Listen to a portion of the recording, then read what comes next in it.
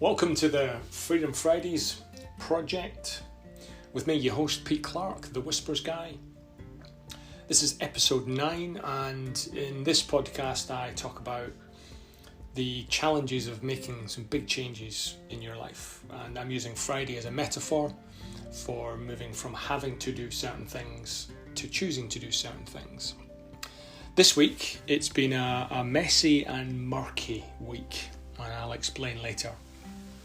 The first thing I've reflected on is episode 9, and I started this a little bit on a whim, not really knowing, and still not knowing what I'm doing, nudged by a dear colleague and friend who said, just get on this anchor.fm and just talk, which is what I did literally, and here we are in episode 9.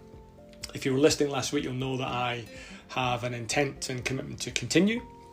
And so here we are on the continuation.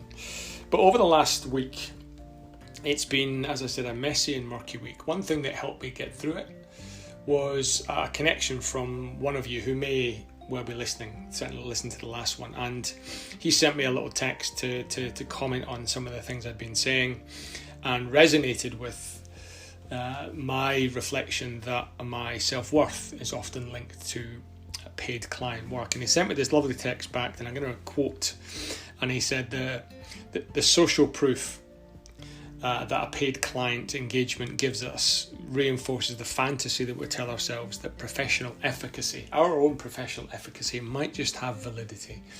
And I loved that. It was like somebody had reached out, grabbed my head, heart and gut in the same place and gone, yep, I've got exactly the same.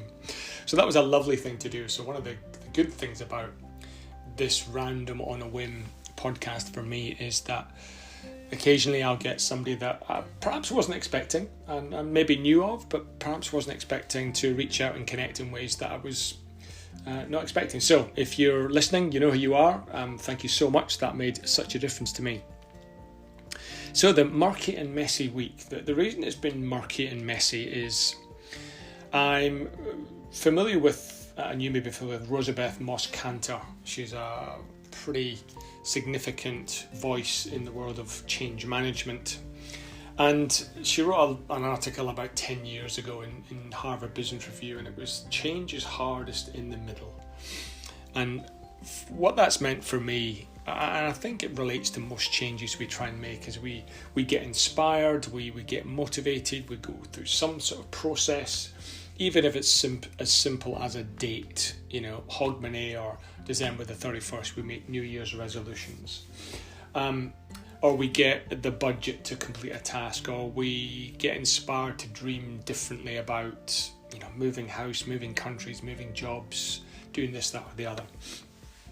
There's quite a journey to go from the start to the end, and often once that transient feeling of motivation and inspiration goes, you get stuck in the middle of the journey where it's murky and messy and hard, and it's challenging, and you've kind of gone too far from the start to maybe give up, and you're so far from the end. It's like the light's gone off. There's nothing really feeling like you're making much progress. That inspiration and motivation and all those kind of neurochemicals of good seem to have disappeared elsewhere. And so the middle part of the journey kicks in. And that's what last week felt like for me. It felt like I'd gone so far from where I started, 8 episodes in, 9 episodes in. But boy, when I read some of the other podcasts that I subscribe to, 3-figure, 4-figure numbers, I'm so far. And whilst I've come far, I'm still so far. So it felt like I was in this kind of middle funk, and it always feels a little bit challenging. Whether that's an organisational change or a personal change, you've left the station and the next station is miles down the road, and you're kind of in this long, not necessarily winding, but this long straight road, and it feels really hard. I found that harder than I really expected. If you came to my house, you'd see dozens of books on inspiration and motivation, and whilst I know all this stuff and all the content, actually fully living it, and for me living this at least in some way publicly, so you can observe and comment on my progression or not feels a lot harder than I ever imagined. Maybe there's some blind faith in that. Maybe it's better not to know how hard it's going to be. But certainly in the middle of it feels really hard. And as someone once said to me, years ago, change is easy, said no one. And so it's been quite challenging for me to keep the faith, to reinforce some of the good feelings, some of the reasons that I started it in the first place. And that's possibly what's got me through a relatively challenging week. The inspiration to keep going, my commitment to doing what I said I would do, which is a big value for me. Hence, I'm sometimes reluctant to commit to things because I know when I do, that's it, almost forever. It got me reflecting on even just the simplicity of, the episodes that I've done so far. And that was a big sign of progress, and it reinforced why I was doing it, who I might be doing it for, and the value that they were getting, unbeknownst to either of us perhaps. And so what I've recognised and then seeking examples and evidence of this, is that those individuals, teams, organisations, families, communities that can endure, can keep going. Someone once said to me years ago that if you're going through hell, keep going.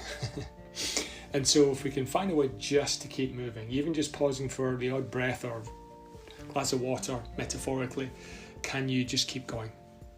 And so that's what I've done. I've kept going, and so here we are on episode 9. So that was the main definition and reflection on this week. It's been messy and murky and challenging and dark and all of those things, which got me reflecting on something else, which is, as a family, we were due to go on holiday, which I know if you're listening in the Northern Hemisphere is a novelty.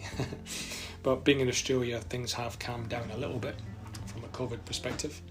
And so we were due to go on holiday, but there was a singular case of COVID. And so we had to make the decision about whether to go or not. And ultimately it would have been okay, but we chose not to because of the potential of me and my son actually having to isolate when we got back. Now, the reason I'm telling you this is because we all felt a bit gutted. We had been looking forward to it, and we know that looking forward to creates the neurochemicals of optimism, which are a good feeling. And then to have that event and occasion taken from us, our choice, but taken from us, we're a bit gutted. And yet here we are in a very much a first world situation, lucky enough to be even going on, affording the opportunity to make the choice to go on a holiday. I know many people have got none of those choices. And what it got me thinking about was the temptation to invalidate our own feelings. The temptation to, cover over, poo-poo the feelings and, let's just be positive. Kind of that toxic positivity. And so I was certainly very clear with my wife that whilst we're gutted and disappointed, and whilst it's not a big thing in perspective and it's a first world problem, it shouldn't invalidate us feeling a little bit yucky, a little bit bleh for a day or so.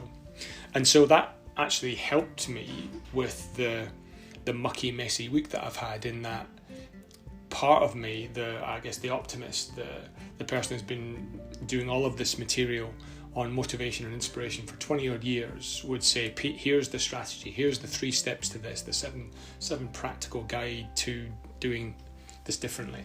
That shouldn't invalidate the feeling that I have. And whilst I'm not going to dwell there, I'm not going to live in this state of gutted or disappointment, invalidating it actually probably sinks it beneath the surface, which then it's hard then to calibrate and hard then to do something with. So I wonder if that's something for you to ponder on yourselves as you go through some big challenges and changes. Are you conscious of the middle and how difficult the middle can be? And then despite the the feelings, not to necessarily invalidate those feelings with toxic positivity and just being positive for being positive's sake. And the third thing I'll share with you, and that also got me thinking and looking into something called desirability bias. So our desire to look good, whether it's in response online, whether it's in a group situation, when asked a challenging or simple question, our desire to look good socially in front of others perhaps denies us really being willing to express what's going on. And if I reflect on the journey I've gone on over the last 9 episodes, there's certain groups, situations, individuals that I feel more and more comfortable with in sharing my true feelings about this, that or the other, the good ones and the not so good ones. And yet there is definitely a desirability bias on my behalf of, in other company, I just wouldn't say a thing. I would remain stoic, or at least present as stoic. I'd remain optimistic and the kind of person that I presume, this fantasy that I tell myself, that they want me to be. And so I uphold that image in my mind that I think they want of me. And whilst I think that's okay some of the time, maybe not all of the time. So I'm really grateful that I've got a number of outlets where I can fully express, if I can even articulate it, what's going on in my head, what's going on in my heart, which just lays it out in front of me. It puts it on the table, it puts it in the passenger seat, not the driver's seat, which I've found is a really good, if not metaphor, strategy to help me deal with some of the complex things that show up in the work that I do. So that's it for this week, a messy, murky week, talking about Cantor's mucky, failure, messy bit in the middle of change, being able to express what's going on without invalidating your feelings, and this concept of desirability balance. Thanks for listening. Again, if you've got any feedback, it's my fuel, it helps me get better. Please let me know. Otherwise, I'll look forward to sharing with you on episode 10. Cheers.